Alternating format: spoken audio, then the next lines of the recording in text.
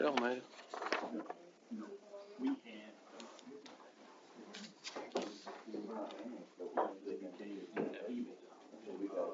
Oh yeah, I saw you.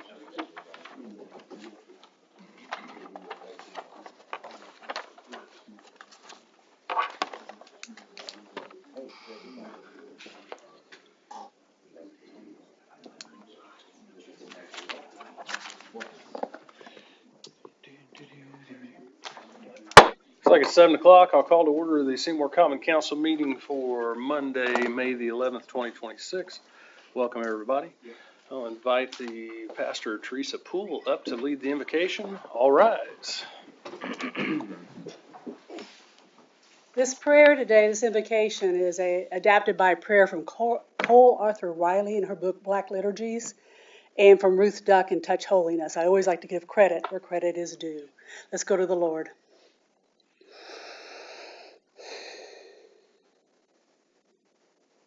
Loving God, who taught us how much we are deeply loved, we confess that we have not loved this world well.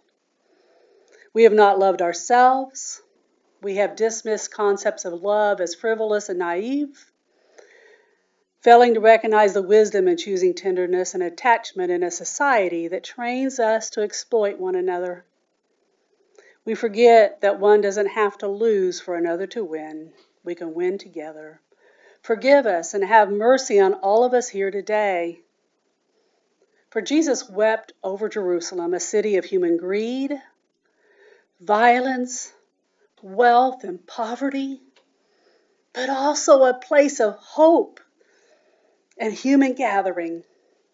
So we gather today to pray for the city of Seymour, for all the hungry and those who have more than enough, for all of those seeking shelter and all those living in mansions alone, for those who are trying to live a better life and those who are living life large. We pray for justice, dignity, and mercy. We pray that the diverse people living here may join together their efforts to seek the good of all. Minister to the city through the hands of our leaders, including the city council and our mayor. May they enable us to feed the hungry, heal the sick, comfort the sorrowing, and welcome the outcasts as you taught us to do. As this council meets, keep alive in each of them the hope of the city that finds its light from your presence and its joy in doing your will. A city where all are valued and no one is judged. A city where differences are not only celebrated, but also embraced. Lovingly guide and boldly enable your loving presence in each and every one here today. Holy Spirit, you are welcome here. In Jesus' name we humbly pray. Amen. Amen. Thank you, Pastor.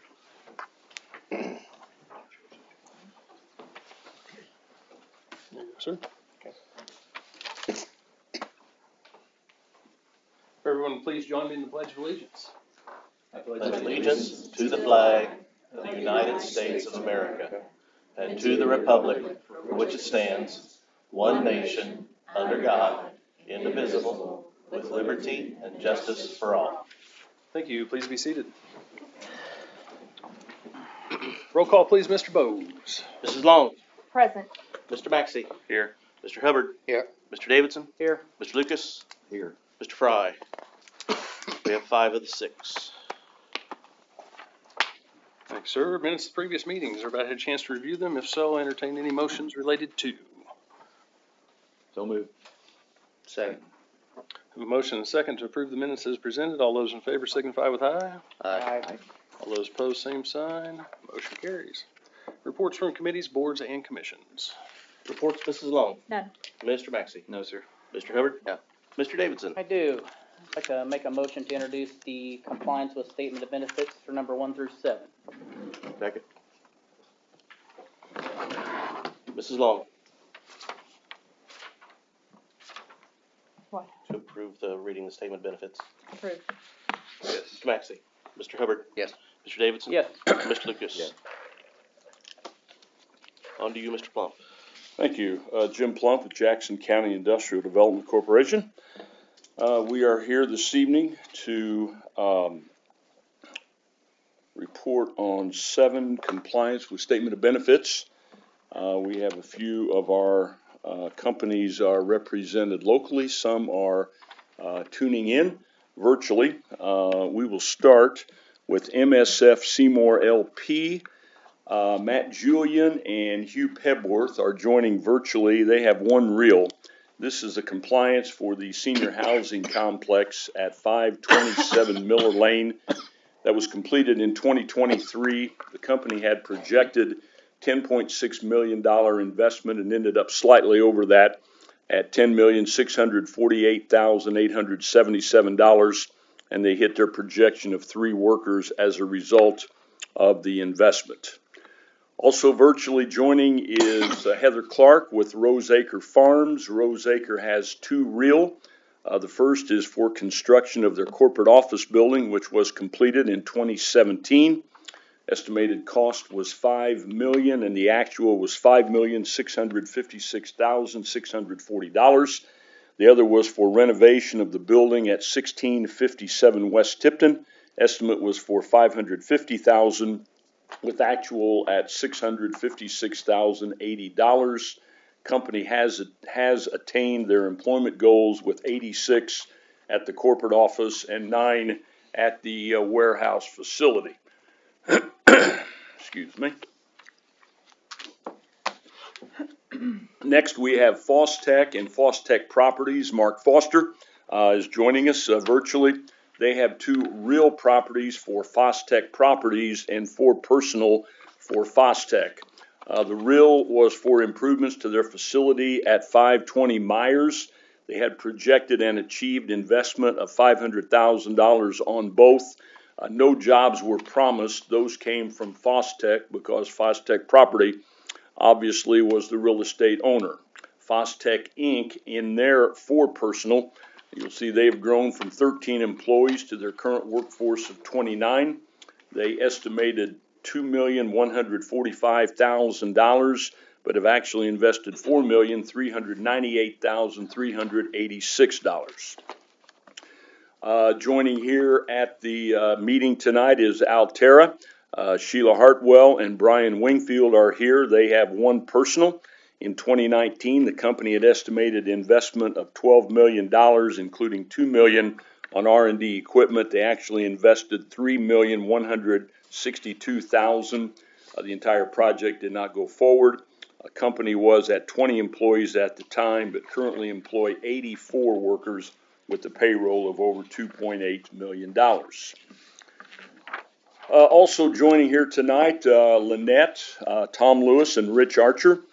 They have 3 personal and 1 real. The personal property abatements were projected to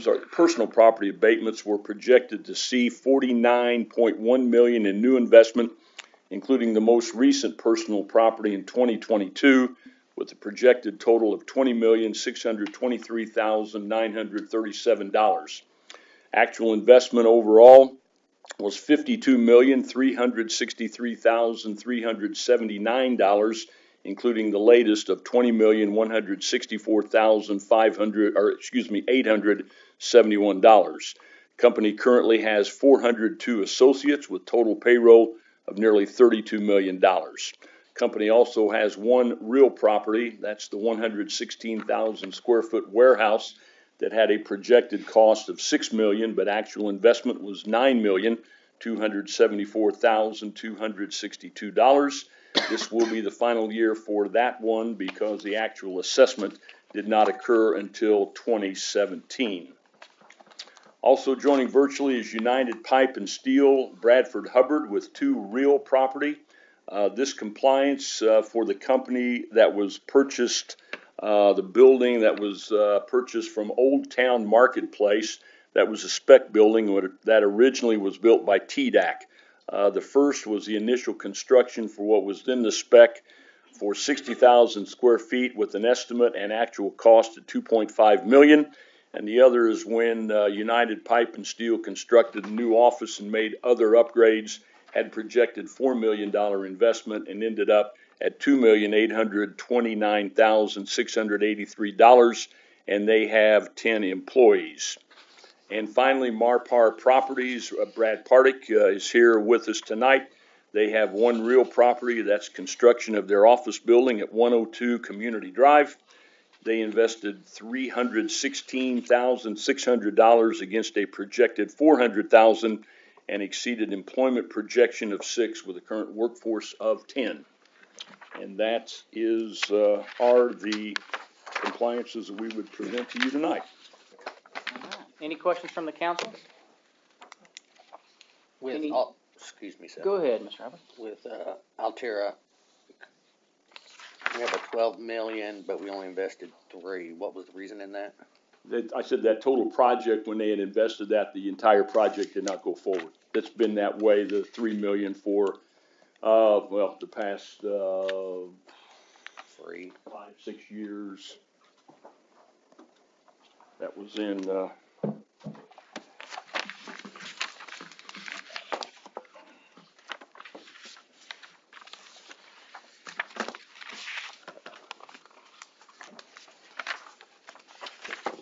that was in 2019. So going into the COVID in 2020. Any other questions from the council? Any from the audience? Seeing no questions, I'd like to make a motion to approve the compliance with statement of benefits for number 1 through 7. And a first and a second. Mrs. Long. Yes. Mr. Maxey. Yes. Mr. Hubbard. Yes. Mr. Davidson. Yes. Mr. Lucas. Yes. Compliance statement of benefits have been accepted for MSF Seymour LP, Roseacre Farms, Fostech Incorporated, Altera Holdings Company, Kramer's Ermit Pharmaceuticals, United Pipe and Steel Corp., and Marpar Properties. All right. If you Thank guys are you. here, if you guys are here for the compliances, you are free to go. Thank you, guys. Thank you all. Thank you. Any additional reports, Mr. Davidson? No, sir. Reports, Mr. Lucas? None.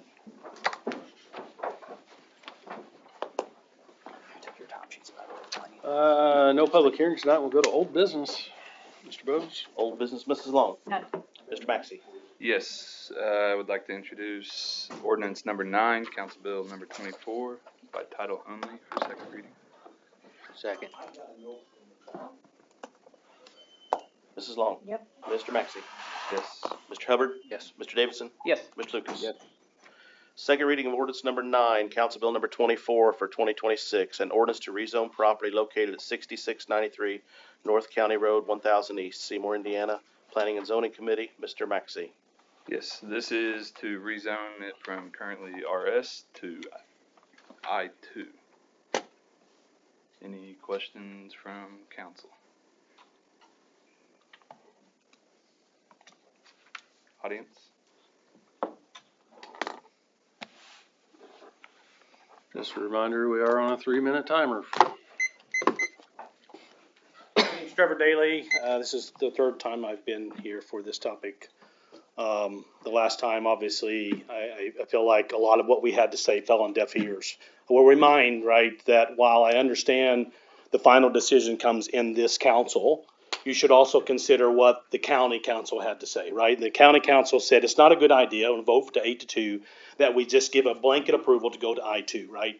The concern is that you're not fully evaluated what the impact of rezoning that in a blanket statement, what that might do to our community, right? We've got a lot of houses, we got a lot of residential. It's underdeveloped in terms of infrastructure, and that should be considered not just by this committee by giving a blanket approval, but by the developer who may potentially buy the property. That way they have to consider before they submit anything and before you give approval to go to I2, that they have a plan in mind of how that's going to be. Putting all of this and saying yes ahead of that dismisses that and becomes much more complicated to tell a company that just bought a property that is already zoned that you can't put that building or that factory or that plant there, right? It becomes much more complex. So I ask that you reconsider, at least until there's an evaluation or till there is a buyer who says, I want to do this with this property. And then it can be evaluated of what the barriers and what that impact of that community might be from that decision.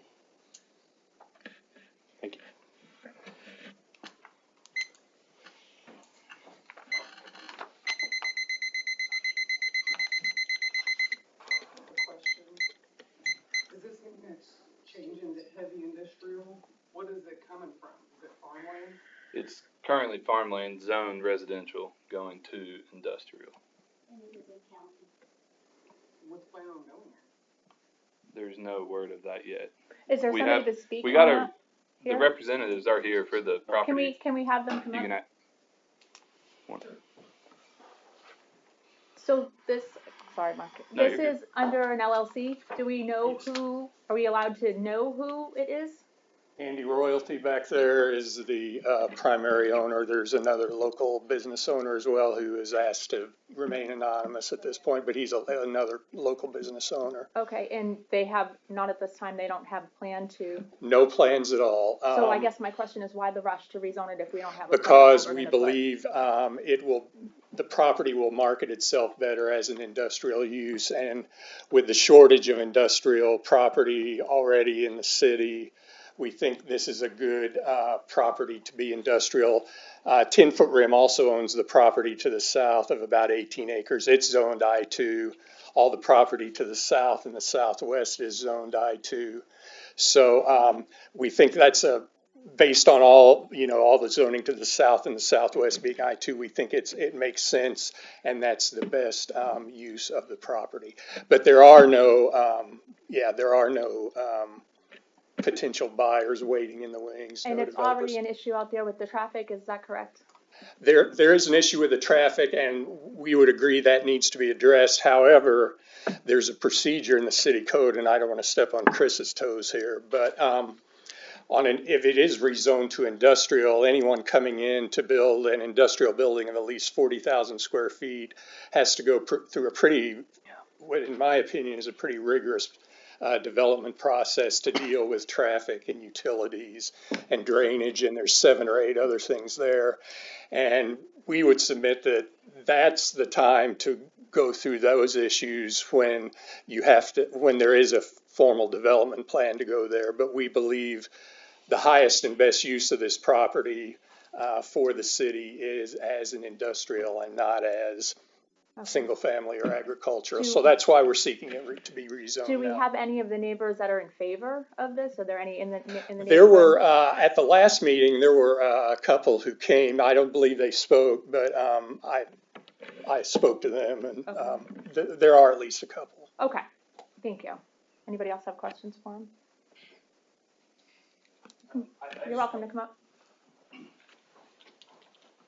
My name's Andy Royalty. I'm the developer on the land, and to help maybe answer the question of why we want to go ahead with the rezoning now is, I wish Mr. Plunk was still here, but a lot of the industry that's looking for opportunities, if you're not already set up with all the zoning and have all your what they call shovel ready, that they won't even consider your community. They won't even consider the site. So that's the primary reason for the going ahead with the idea. Thank you. Thank you. I appreciate that. Thank you. Ma'am, did you have something?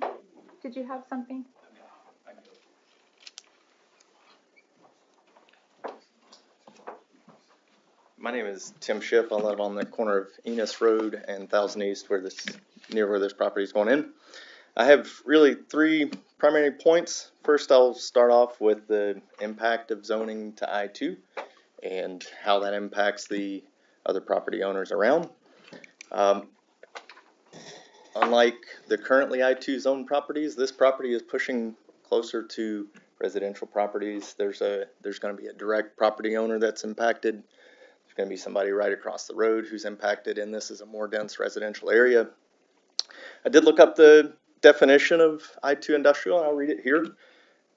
General industrial district intended to provide suitable locations for industrial operations and require outside storage of materials or goods. And here's the part that I think is interesting in the way this is written in the ordinance. It says, which may have nuisance factors that may be incompatible with other areas. And so what I find troublesome about this is the ordinance accepts the nuisance factors. It puts the nuisance factors on everybody that lives in this area. And so I feel that a yes vote from the council essentially says the nuisance is okay for us, but not in your backyard. And I can give you pictures. I took a couple pictures on my way here of what the properties who are currently zoned as I-2, just to the south. One currently owned by the property owner in question here, and I can confirm they can be a nuisance. There's lots of equipment stored outside. There's zero attempt to hide any of that. The next property to the south, there's a lot of random equipment that property owners are going to be exposed to as this pushes closer. During the previous meeting, there was a discussion about if this is rezoned to I-2, would the group want to annex into the city? That was a likely yes. And I'm concerned that as we annex into the city, that's just going to put the 2 mile fringe further to the north. And now we're impacting more people who were in the county, not affected by the 2 mile fringe. It just moves the 2 mile fringe closer to them and brings them into the 2 mile fringe. Last, third point, not seeing a need or plan for how this fits into the larger Seymour plan. Is there stated purpose for the rezoning? This went to the Seymour Plan Commission. Who's responsible for the orderly growth of Seymour? That was given a non-favorable vote coming into City Council. Of course, they can only provide recommendations. So what I'm seeing lacking is the real City of Seymour need for this. How does this fit into the big plan? It looks like, right, we're just trying to make good on speculative investment interest for a 6-month property owner versus people who've lived in this area for years. Thanks, Tim. Good on your time, by the way. Ma'am, did you have something? I just want to say really quick, on his point, my name is Sabrina Daly. I do live in that area. His point that there were people here that spoke for it. I would like to say that the people who were here, there was a few people that spoke for it. One was on the county council, and he was one of the 2 that voted yes. I would argue that he's got some benefit of this. Another one of the neighbors, one of the only other ones that I know, and I won't mention names or anything, he also is on another council and benefits from this. We are the ones that do not. So I just want to throw that out there. Thank you. Any others?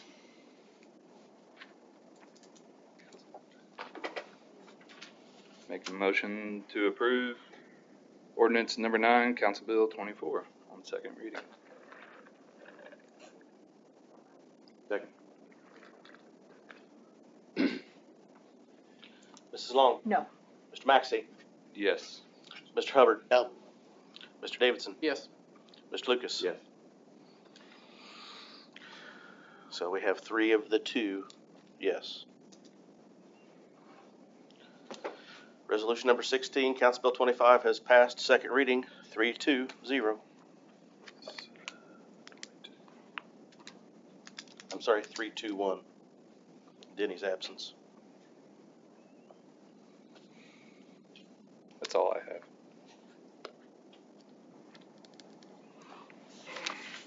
Any old business, Mr. Hubbard? No. Mr. Davidson? No. Mr. Lucas? Nope. New business?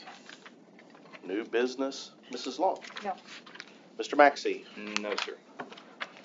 Mr. Hubbard? No. Mr. Davidson? So I'd like to make a motion to introduce resolution number 16, Council Bill number 25 by title only. Mrs. Long?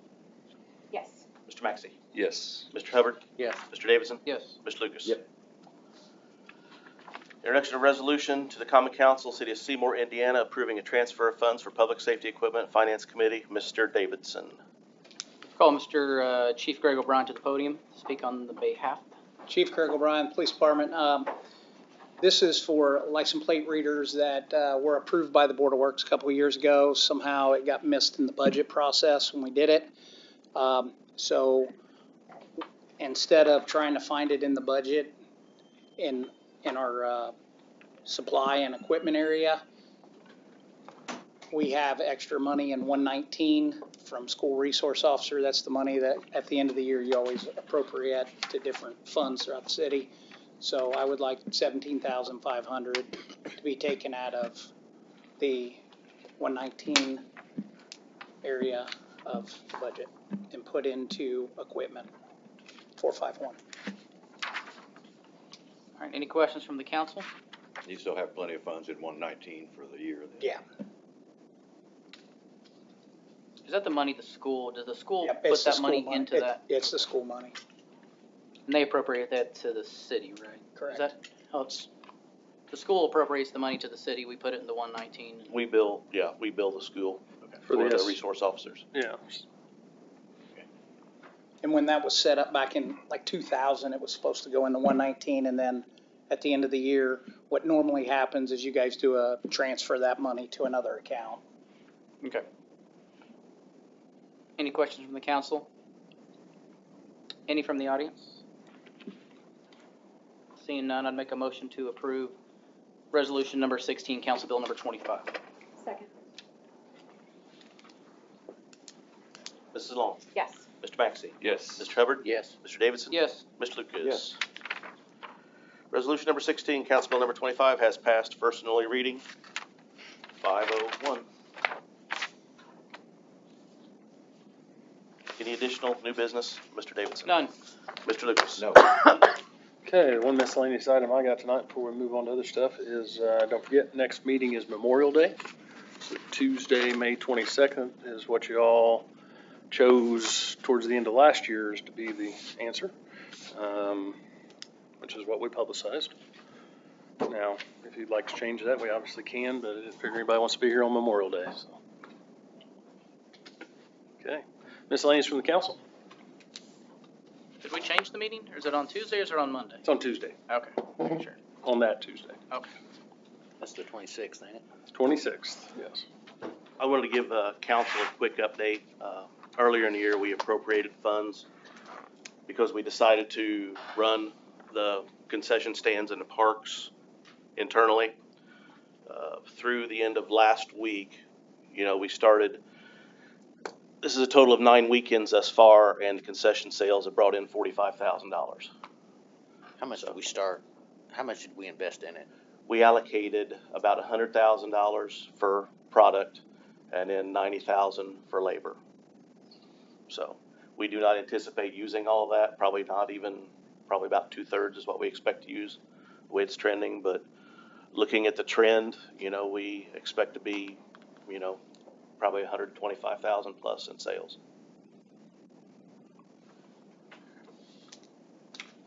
Other miscellaneous from the council? Chad, you want to grab the sheet? I think there's some people that signed in. Sorry, you're in the middle of writing.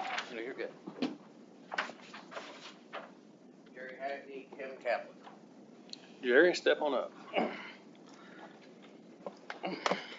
Feels odd being on this side of the podium, Okay, Chad, at one of our prior meetings, we had a discussion about where I live. You asked me, Mr. Hackney, where do you live? So now, Mr. Hubbard, where do you live? 120 Windhorse Court, apartment 21, sir. Okay, and have you lived there all the time that you were on this council? No, sir. Where else have you lived?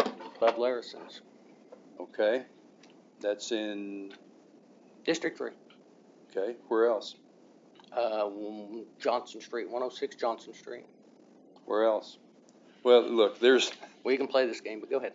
I know you've lived all over town, so I'm going to ask you,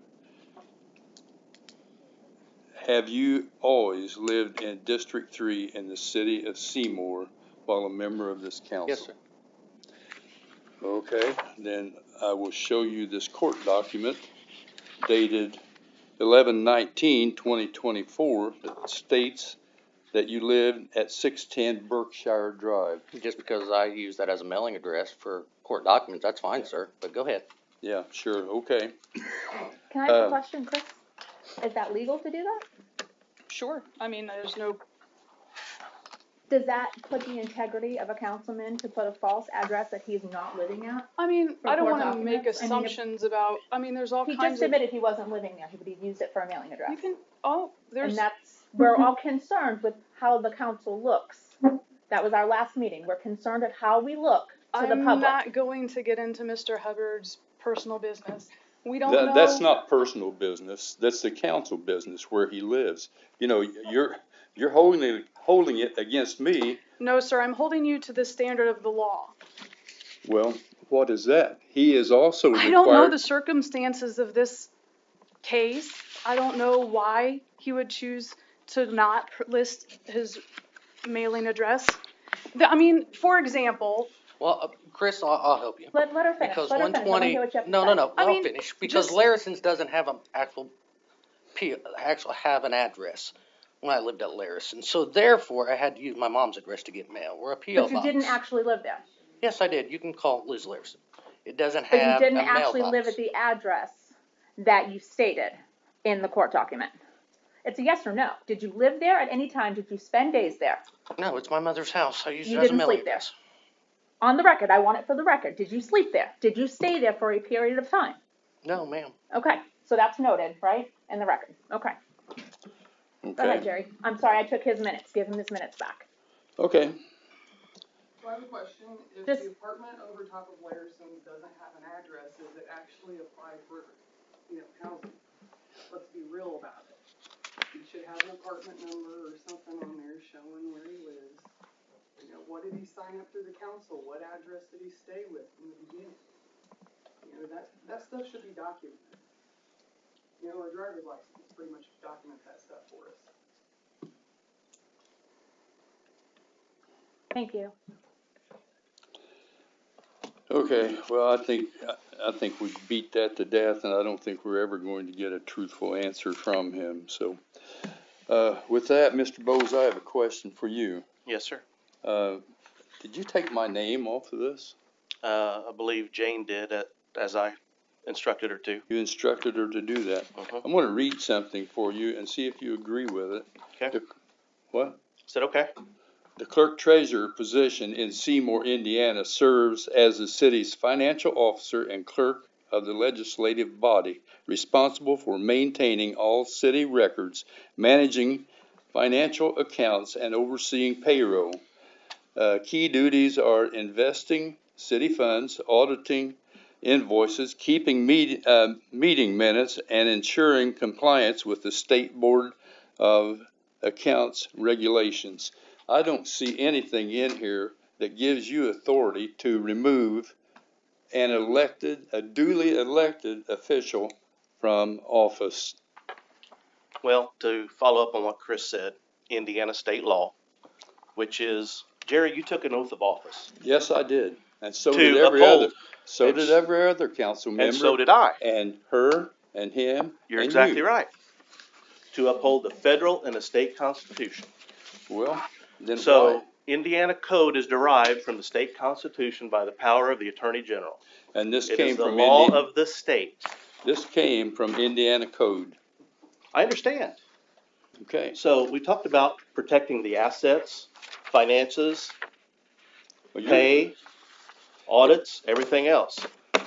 So a member forfeits office if they cease to reside in the district or city. You understand what forfeit means, correct? I understand exactly Means you give what it up. means. So that seat is vacant by state law. Well, If you want to fight for that seat, that's between you and a lawyer and the state rep. It's yours if you want to fight and try to change state code. Okay. I don't think he's arguing the code. I think what he's arguing is what code gives you the right to remove him. There's been no judicial decision, and there's been no formal vacancy. The individual that removed Mr. Hackney from his seat was Mr. Hackney. By operation of law, the day Mr. Hackney failed to reside in District 2, he vacated that seat himself. Okay, let's go with yours. Just a second. Then why did we have an executive meeting to try to remove him? None of us removed him. And it was stated then that this would have to go to circuit court. Why all of a sudden has that changed? And now we automatically have the clerk treasurer removing an elected official from his seat. Well, again, I would say by operation of law, Mr. Hackney removed himself. The city is in the process. That's your interpretation. The city is in the process of getting that litigated and having a judicial officer certify that vacancy. And until an officer does say that, a judge or us, until we remove him, why is he not sitting in that seat? It's because he forfeited It's By what she's saying. By There's what not a judge. state, by what state code Then why says? is she not removing him? Why are you? Because You I'm don't trying have to that. uphold state law. He absolutely does have that authority. Part of the citation that Mr. Hackney cited was that Mr. Bose's responsibilities to ensure that regulations from the SBOA are adhered to.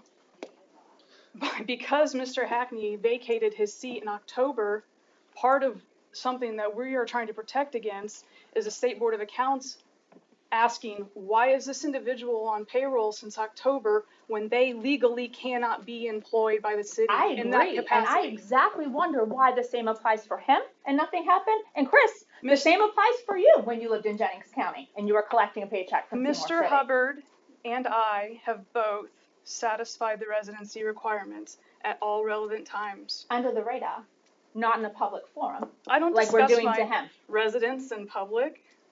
We're doing it to him. We gave him the opportunity for this not to be You public. gave us the opportunity to vote him out, and that didn't work. Well, and now he's we are had going lots citing of opportunity to obey the law, and he's clearly not wanting to do that.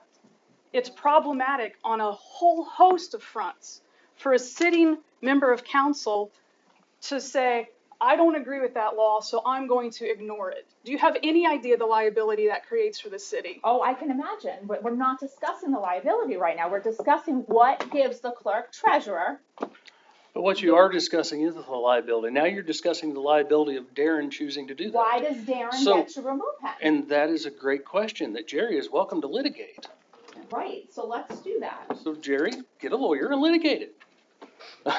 I mean, you're arguing that you know he violated it, right? No, I'm not arguing. You've that said a I'm couple not times. Arguing that. I'm You've not said a arguing couple that. times that you know he vacated.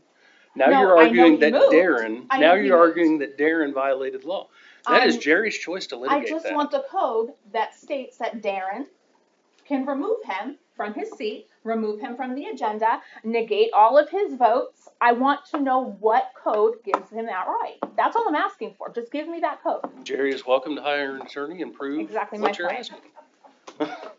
I love how we're operating here. I printed off the law actually today. I think it's IC 36-4-6-2. They forfeit whenever they are not within the residency. That's the forfeit, unfortunately. It's not like you did a ballot and forfeited it. You're not living in the residency, what creates the forfeit. Well, and my thing really is that I'm not the only person doing I agree. this. I think it all needs to be public. Yeah. Everything needs to be public. I agree 100%. We're tired of all the secrets and all the lying and all the Well, shit. if we're going to fix it, we've got it started. Now's the time Put it out to on fix the it. table. That's what we're here for. That's what I'm here for. Yep. So. I'm tired of it myself. Me too. I reckon that 3 minutes. So I have nothing else at this time, but yeah. Jerry, I just want to tell you thank you for the years that you came up here and you represented your district very well. Well, I appreciate it. You are absolutely appreciated. Okay, thank you. And I'm very sad to see you go. I second that. Kevin, I think you were the next one. Just so you are aware, I am starting a timer since we're running long. Yes, sir. You're up. I have mixed feelings about Jerry being seemingly forced to abandon his seat on the council. Simply put, the precedent has been set by the chief executive of Seymour and his appointed attorney that residency requirements are not consistently followed. In September of 2021, the city attorney's partner sold their home on West 5th Street in Seymour after purchasing a home in Jennings County at 8/31/21. Up until July of 2025, IC 36-4-911 stated that the mayor-appointed city attorney must live in city limits that he or she represents. The mayor knew this, and the attorney should know this as well. In July of 2025, the law was amended, and neighboring counties is now acceptable. But the fact remains that for just a little under 4 years, she collected a base salary between $40,000 and $50,000 a year while not meeting residency requirements. I can understand Jerry's hesitation. He was duly elected by the people in his district, and he has worked hard for his district. He was not simply appointed by a single person, and he has watched this administration ignore residency requirements in the past. I'm also not convinced that the manner that Jerry is being outed of his seat is the correct procedure. The vote held at the last meeting was not in favor of removal, and there is no court order to support it. That's it. Thank you, Kevin.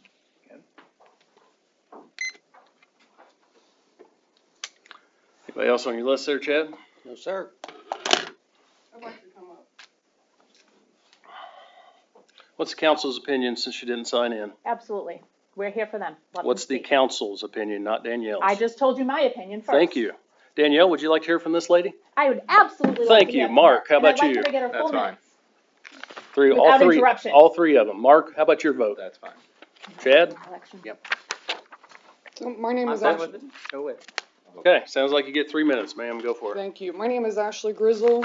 You guys that don't know me, I'm the owner of Indiana Vapor Labs. I come in here only when I feel like my voice is not being heard.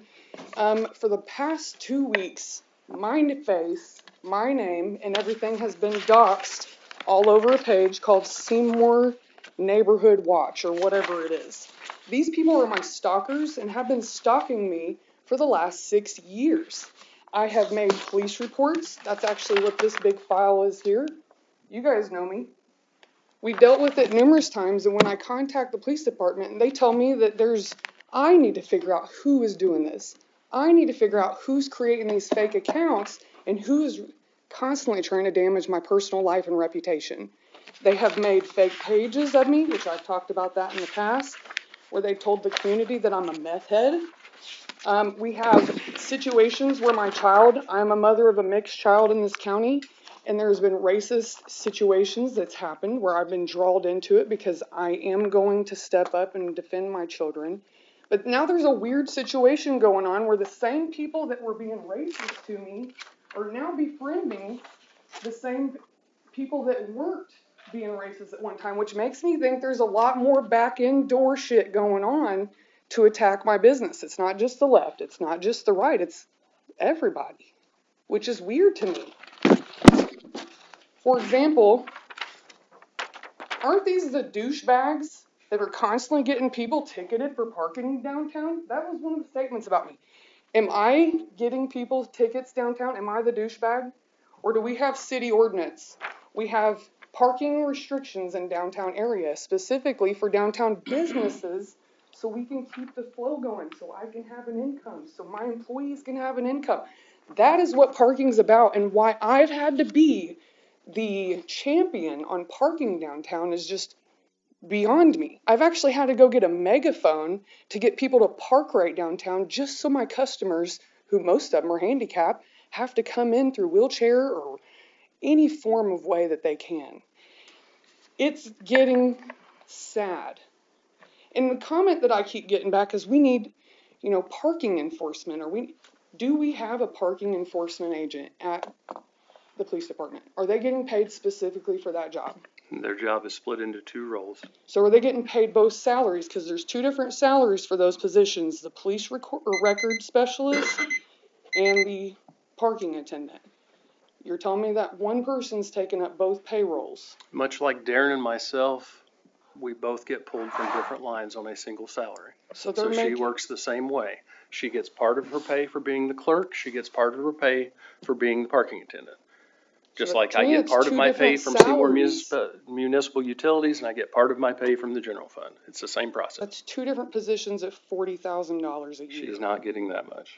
I know she's not. I'm telling you, someone else should be getting. Thank you for your time, but I will also share with you that the things you've just said about Seymour Neighborhood Watch, they've done the same stuff to me, man.